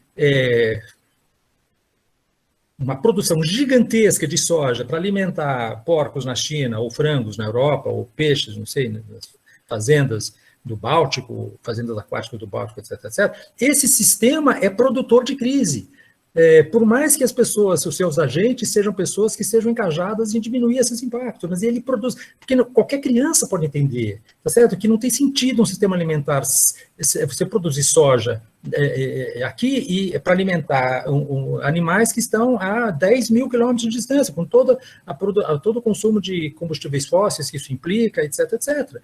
Ou a questão também dos agrotóxicos, a questão também dos fertilizantes industriais, todos os impactos que isso gera estão inscritos na forma de organização do sistema alimentar global. A questão não é o empresário, a questão é o modo como funciona esse sistema. E o modo como esse sistema funciona, ele pode melhorar, mas ele não intrinsecamente, ele não é sustentável. Então, é preciso que nós voltemos a um tipo de alimentação baseado no território, na autossuficiência, no orgânico, etc, etc. E aí sim nós vamos poder ter discussões sobre melhores ou maiores contribuições. Esse sistema é intrinsecamente insustentável. Esse é o meu ponto e eu acho que é difícil que me convençam do contrário. É muito repleto de razões para isso. Emília, faz seu comentário. Voltar um pouco atrás, eu acho que a coisa que você falou de desinformação, Gabriela, desde que o Olivetti, que era o grande tycoon, né, da década de 60, criou o Clube de Roma, não dá criou o quê? Desculpe. O Clube de Roma, ele bancou financeiramente. Seu Clube de Roma. Né? Foi ele que bancou, ele que foi atrás, ele criou o Clube de Roma. Né? E aquelas decisões todas, a crise era dele, pessoal, ele pegou o dinheiro dele, ele nem existe mais, né? O Olivetti nem é mais uma das maiores fortunas do mundo, mas naquela época era uma das maiores fortunas do mundo. E eu acho que a gente tem aqui duas coisas. Uma coisa é o agricultor, aquele que produz para alimentar a população brasileira, e aquele que está lá dentro da CNA, né, que não alimenta ninguém, a não ser as commodities do planeta. Então, a gente tem aqui a mesma coisa com a indústria. A indústria que é local, a indústria que é regional, e a grande, mega, multinacional, planetária, que é um país, aliás, é um planeta em si mesmo, não é nem um país, né? São um planeta. Eles acham que são acima do bem e do mal. Então, acho que... E aí, não há desinformação. Nesse universo da mega indústria e dos donos da grande monocultura, se há uma coisa que esses caras não carecem é de desinformação, né? Eles têm, eu acho que, inclusive, são eles que bancam as primeiras informações, normalmente, né? Até para poder se armar e criar isso aí, essa outra situação. Aí os outros ficam numa situação, e eu acho que assim, é um desserviço que o grande capital faz de quem produz de fato, e produz para alimentar quem localmente, para alimentar, seja na indústria, né, o alimento enquanto alimento mesmo agrícola, e o alimento todo que a indústria precisa, né, a mesa, a cadeira, a cama, todas essas coisas que a gente precisa, que não é produção de grande indústria. Então, acho que como é que a gente chega nesse pessoal, isso é uma questão sempre muito complicada, né? Eu acho que a gente evita isso. Acho que não é Também tem gente falando aí, partido de cientistas. Eu acho que não é a ciência virar um partido político. É como que o cientista vira militante, que é uma outra coisa, né? Como é que a gente na realidade, resolve manter diálogo com a sociedade, ao invés de ficar só dentro da universidade ou só dentro dos nossos espaços acadêmicos e científicos. O que significa essa militância? Eu confesso que, após assistir essas 4 aulas do primeiro bloco dessa disciplina, eu que sempre fui muito mais militante do que cientista, né? E sempre disse que faço ciência para me manter militante, eu estou aqui completamente sem saber, eu estou me sentindo aquela carta do tarô do bobo, que eu não sei para que lado eu vou, do louco, entendeu? Porque não tem muito para onde ir. Eu passei, quarta-feira eu tive uma reunião latino-americana do que significa construir um tratado mundial contra o plástico, né? Principalmente o plástico no mar, porque é uma situação, chegamos ao limite com o plástico, né? E todo mundo da América Latina tinha o que dizer. Os brasileiros estavam lá assim, mas a gente não pode fazer nada, né? O que a gente faz com um governo que não tem diálogo? Então, como é que a gente vai resolver isso? Numa situação que estamos todos nós trancados em casa. Será que funciona a gente criar uma passeata online diária na porta do Congresso Nacional e todo dia ter mais gente? Criar um acampamento online. Aquele acampamento online que a gente fez, promovido pela SBPC, funcionou, né? Será que talvez isso funcione? A gente criar um acampamento que ninguém saia mais do gramado de Brasília e cada dia ponha mais uma frase, mais pessoas e mais pessoas do Brasil? Acho que a gente tem que ser criativo o suficiente para sair de dentro do nosso espaço e ir para a rua. Só que a gente não consegue fisicamente estar estacionado na rua. Então, será que nós conseguimos fazer essa militância online? Talvez isso seja uma coisa, começar a encher a paciência do que é. Não adianta ficar pensando no executivo, é uma grande perda de tempo. Mas a gente pode pressionar o Congresso de imediato, né? Há prefeitos a serem eleitos e vereadores. Está na hora das pessoas se lembrarem quem votam para o Legislativo, porque ninguém nunca nem lembra em quem que gastou o tempo de votar. Isso é uma questão, né? As grandes ONGs internacionais, acho que o Luiz lembrou bem da WWF, mas a dissidência da WWF, que foi o Conservation International, ela foi construída pelo pessoal do Partido Republicano dos Estados Unidos, né? Então, era a direita tentando e trabalhando um pouco até com a noção do Deep Swamps Nature, que era do Al Gore, né? Então, acho que... E o SOS Mata Atlântico foi criado pelo Clabin, pelos Mesquita e pelos donos da Globo, né? Foi a segunda geração, os filhos que se reuniram, eu me lembro porque eu participei, inclusive, estava numa dessas reuniões, eles pegando o prolabore deles para construir a SOS Mata Atlântica. E tudo porque, quando crianças passavam férias na Mata Atlântica, ela estava desaparecendo, o foco era, a princípio, Cananéia, a gente tem um prolabore e a gente quer fazer alguma coisa, né? Então, não dá para dizer que todo mundo é do mal ou todo mundo é do bem. Acontece que, na hora que pesa, ele pode até gastar um pouco do prolabore dele para criar algo que vá parecer que está melhorando. Mas a hora que significa a incerteza de não ter prolabore, ou ter que usar o prolabore inteiro para criar uma forma de produção completamente diferente, eu não sei se essas pessoas estão, na realidade, a fim de fazer isso. Agora, o que não dá é que a estrutura política o Estado, né, brasileiro seja, na realidade, uma filial das corporações. O Estado brasileiro também representa os outros segmentos do país e uma parcela menor das corporações, a gente não vai para lugar nenhum. Acho que aí, como é que a gente vai fazer essa militância? E a gente precisa fazer, e ela é urgente, né? E só uma última coisa, Matias. O cara da USP pode ser popstar, mas na minha unidade tem um professor que nega as mudanças climáticas totalmente. E faz um discurso sobre isso e é um tanto ou quanto militante. Ele não chega a ser um popstar sobre isso. Então, na Unicamp também tem docentes que pensam dessa forma. Não tem um currículo Lattes tão ruim assim, essa pessoa, tá? Então, eu acho que a gente tem parceiros dos dois lados aqui dentro da universidade. Nós que estamos aqui em volta desse antropoceno, podemos ser também uma bolha, né? Mas a outra bolha existe dentro da própria universidade, dentro da Unicamp, como existe na USP, né? Acho que falta um pouco, sabe aquela coisa do escravo de César? Tu és mortal? Aqui assim, o tempo todo, aquele papagaio de pirata. Como é que a gente vai fazer isso? Acho que a gente tem que pensar assim, sim, ser criativo na questão da militância. Acho que está na hora da gente ser mais militante. E o que a gente pode fazer de uma militância que tem que ser uma militância virtual, né? Não adianta a gente chamar uma militância online, porque ela não vai funcionar.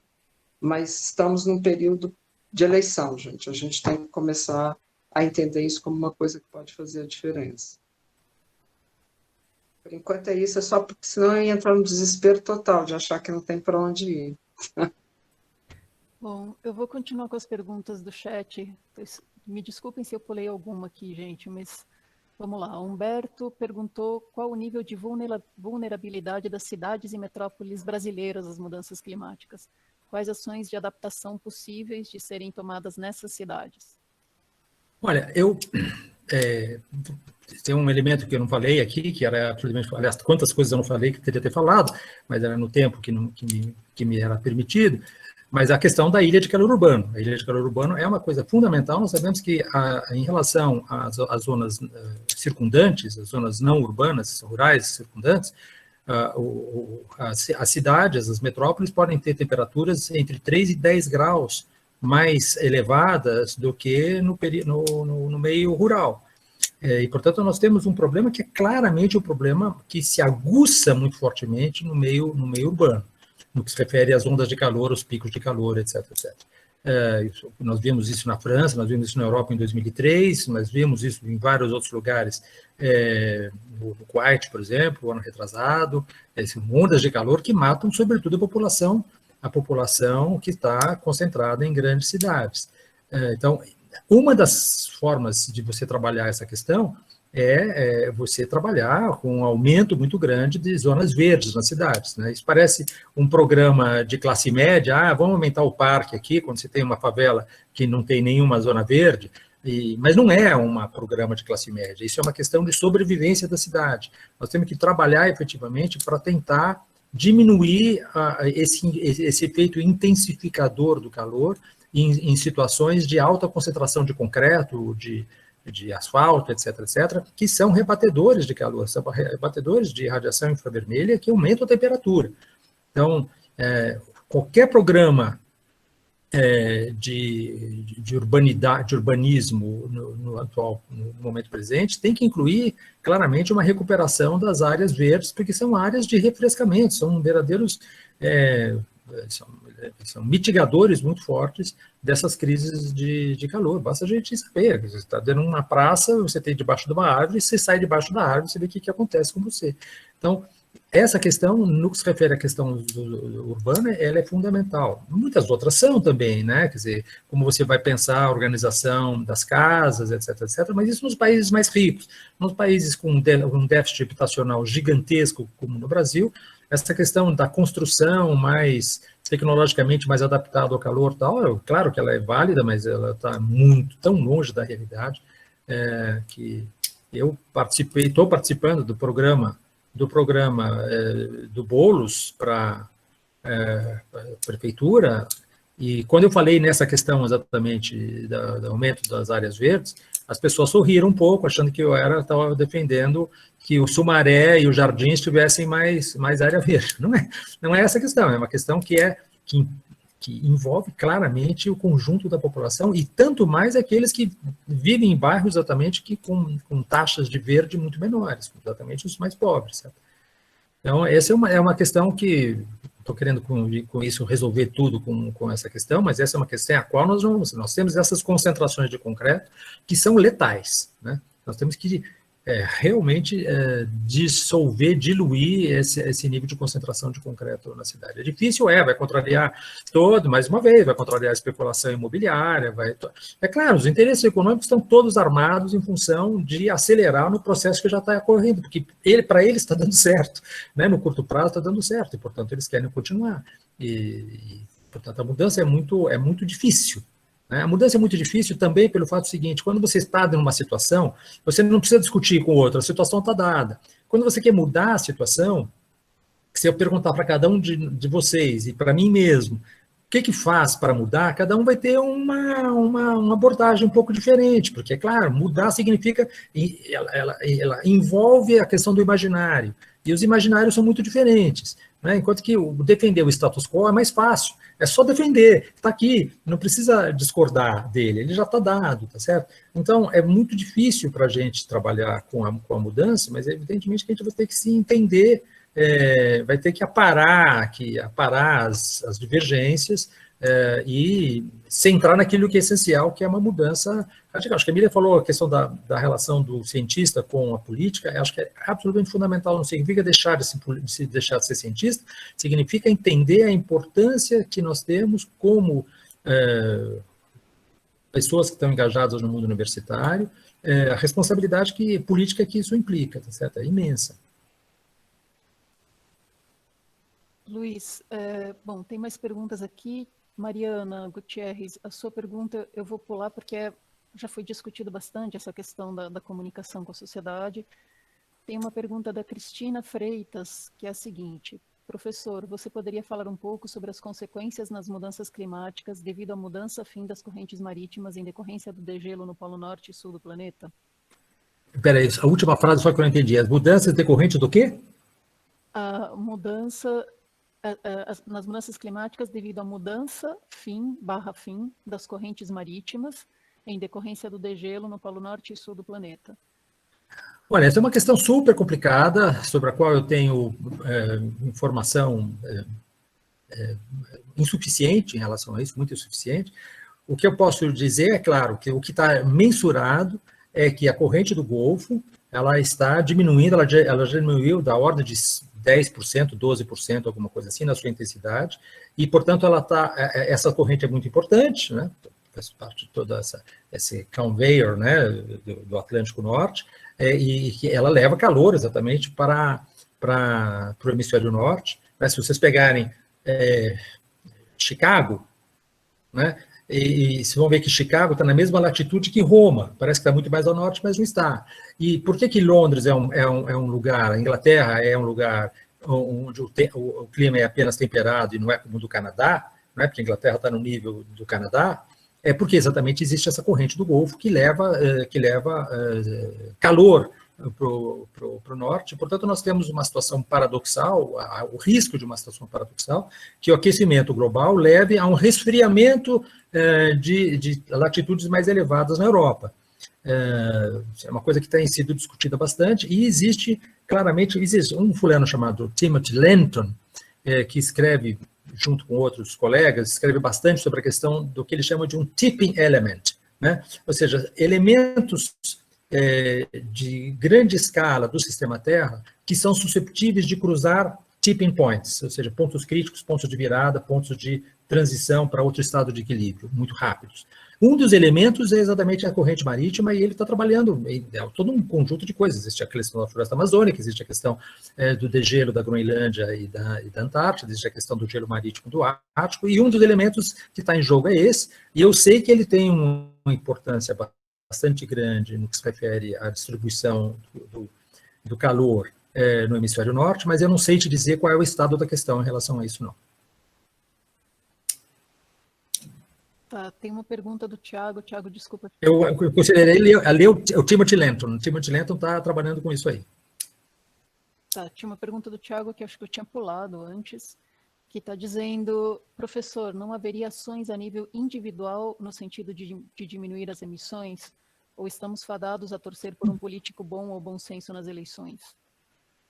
Não, claro que sim. Quer dizer, é totalmente uma coisa muito, muito fortemente indissociável a atitude individual da atitude política, certo?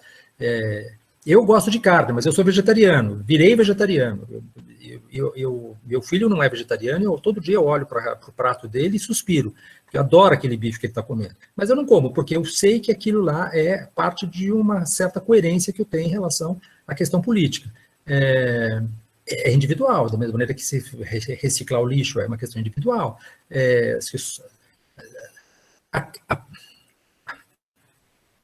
A decisão de tomar uma atitude política começa por uma atitude individual. Não adianta eu não vou mais em reunião de ambientalistas que termina numa churrascaria, porque evidentemente não, eles estão falando de salvar o mundo durante a reunião, e depois todos vão comer Não é assim.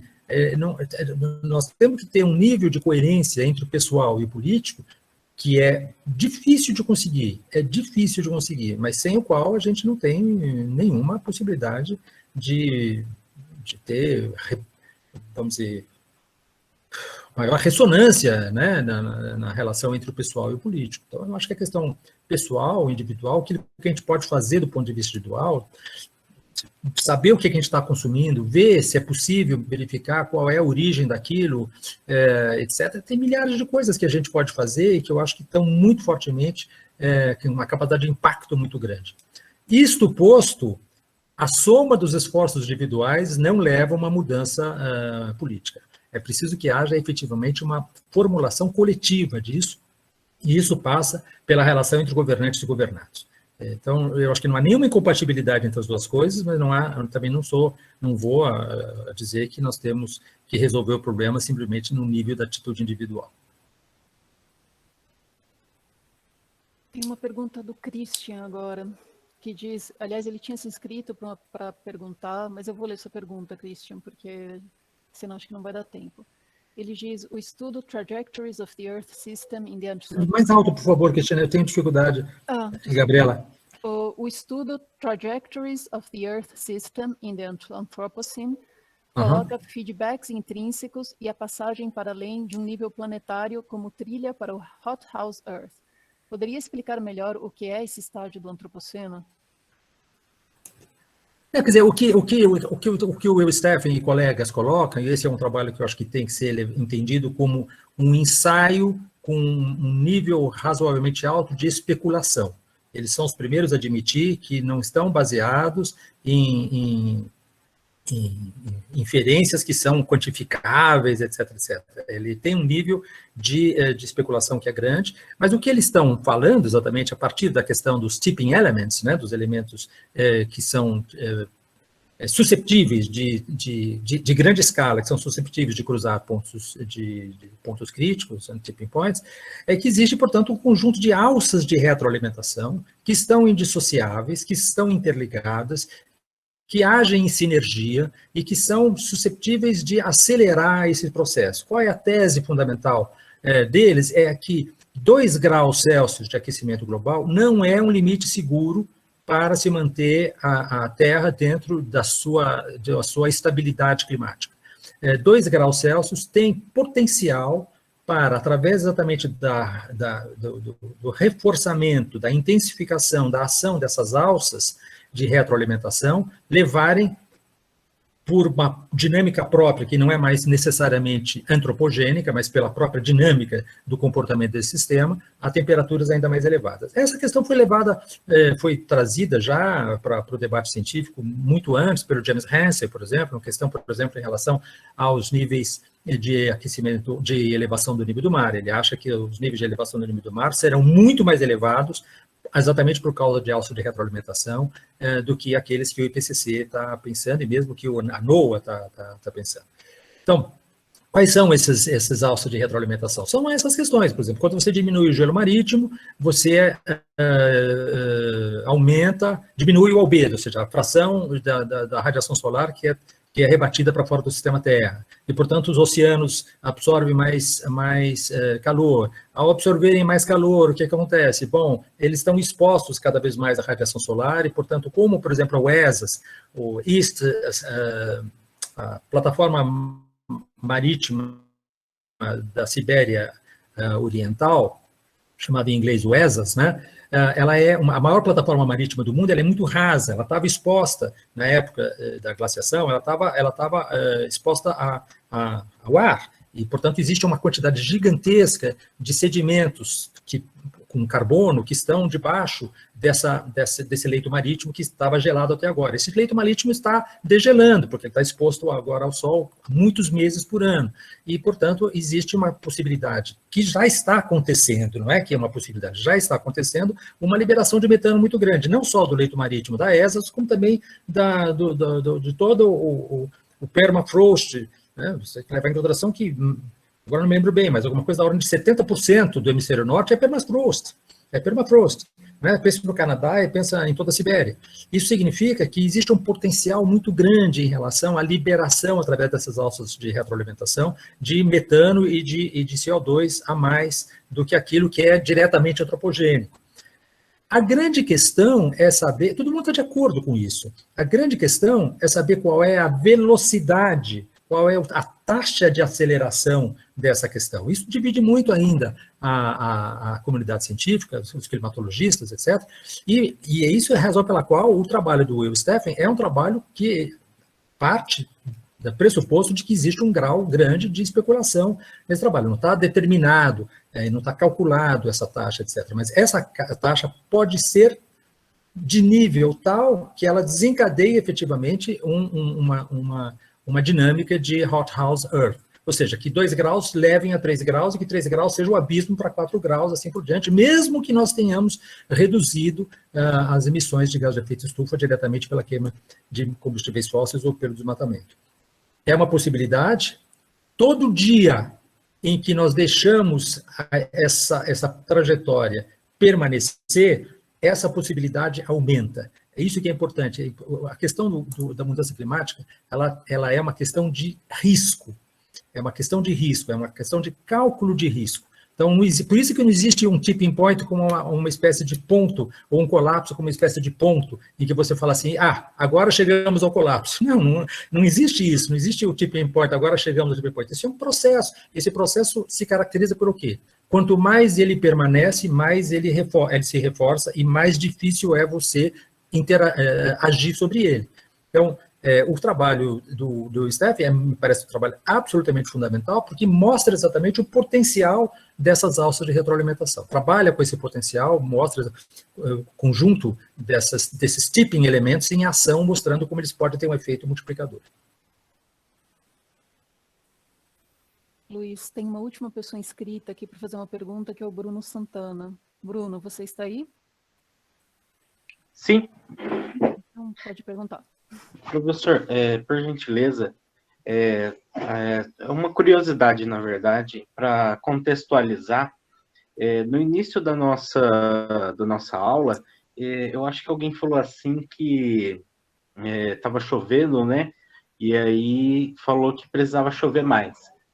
Aí eu gostaria de saber um pouquinho quais seriam os argumentos, além dos triviais, que seriam, né, o abastecimento de água e de energia, que a gente poderia utilizar para poder justificar a necessidade de mais chuvas. Obrigado.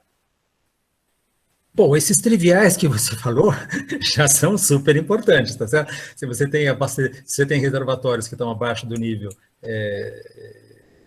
da sua funcionalidade como promotores de energia elétrica, ou se você tem terras que não são mais suscetíveis de criar agricultura, porque elas estão muito secas, é claro que nós estamos numa situação extremamente complexa. Então, o problema de abastecimento, que é tanto o abastecimento doméstico, quanto o abastecimento agrícola, quanto o abastecimento industrial. Então, se você não tiver um equilíbrio entre a disponibilidade hídrica e essa demanda, você tem uma situação de desequilíbrio cada vez maior, levando a dinâmicas que são claramente desastrosas, né? Desastrosas, como nós chegamos ao limiar dela em 2014, 2015. 2015, se não tivesse chovido em janeiro de 2015, nós estávamos numa situação claramente de dia D, né? Ou seja, que nós teríamos uma demanda de água que não era satisfeita, ponto. Não era que ela estava sendo satisfeita de uma maneira insuficiente, ela não era mais satisfeita, nós não tínhamos mais água, né? Nós estávamos há 20 dias ou 6 semanas de uma situação absolutamente crítica em janeiro de 2015. Então, me parece que isso seria uma questão fundamental, e isso leva, é uma outra é um outro ciclo, né, de alça de retroalimentação, porque quanto mais você tem um déficit hídrico, mais você estressa as florestas, que é aquele que eu mostrei para vocês em muitos slides, mais você tem uma diferença entre a demanda e a oferta hídrica nas florestas, mais elas se vulnerabilizam, mais elas se transformam, portanto, elas se tornam portanto, sujeitas a pestes, a ação climática, e esses impactos, o pessoal que está aqui nos assistindo conhece 1 milhão de vezes melhor que eu, Jolie, a Cristiana, etc., trabalham com essas questões, e a gente sabe, tá certo, que as secas, por exemplo, de 2005, 2010, 2015 e 2016 na Amazônia, em parte, uma decorre da outra, porque exatamente a floresta não teve tempo para se restaurar, para reencontrar o seu equilíbrio, e é novamente submetida a uma outra seca, e, portanto, ela fica ainda mais vulnerabilizada em 2015 e 2016 ainda mais, porque existem impactos de médio prazo em relação a isso, não são impactos, as florestas não se recuperam rapidamente de estresses hídricos importantes, dependendo do nível de estresse a que ela já foi submetida no passado, né, a questão da histereses, né, de quanto o estado atual depende do estado passado. Então, aliás, é um trabalho muito interessante, que eu não tive tempo de colocar aqui agora, mas é um trabalho sobre exatamente a questão do tipping point das florestas, que acabou de ser publicado, depois eu mando para vocês a